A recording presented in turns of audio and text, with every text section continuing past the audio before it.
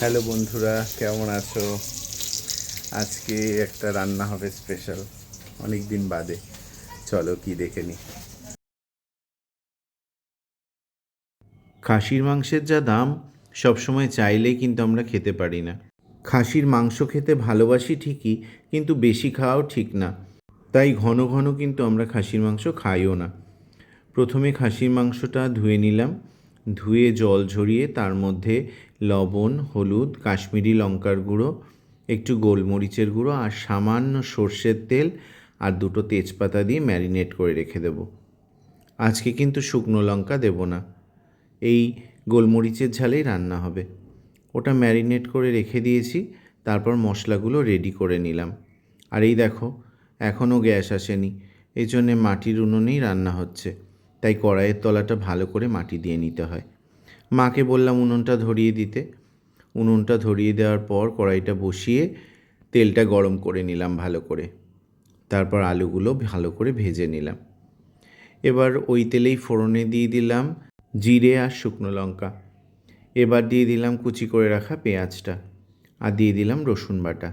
জানো তো, খাসির মাংসে রসুনের পরিমাণটা কম লাগে, আদার পরিমাণটা বেশি লাগে। 3 ভাগ আদা আর 1 ভাগ রসুন।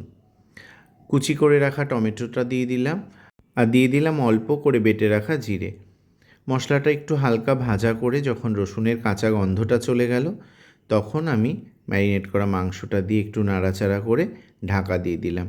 এই দেখো, কাঠের জালে অল্প আঁচে আস্তে আস্তে হবে, তাতে কিন্তু মাংসটা খুব ভালো রান্না হবে। মাংসটা একটু কষানো হওয়ার পর বেটে রাখা আদাটা দিয়ে দিলাম। এবার ঢাকা দিয়ে দিয়ে রান্না করলাম বেশ কিছু সময়। এই দেখো, ঢাকা দিয়ে রান্না করতে করতে একটু জল বেরিয়েছে। 3-4টে চিড়ে রাখা কাঁচা লঙ্কা দিয়ে দিলাম। আমি মাংস রান্না করলে তেল চুপচুপে কিন্তু করি না, তেলের পরিমাণটা একটু বুঝে শুনে দিই।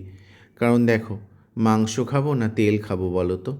মাংস তো একেতেই রিচ, তার উপর যদি বেশি তেল দিই তাহলে সমস্যা। মাংসটা অনেকক্ষণ ধরে কাঠের জালে আস্তে আস্তে হয়েছে।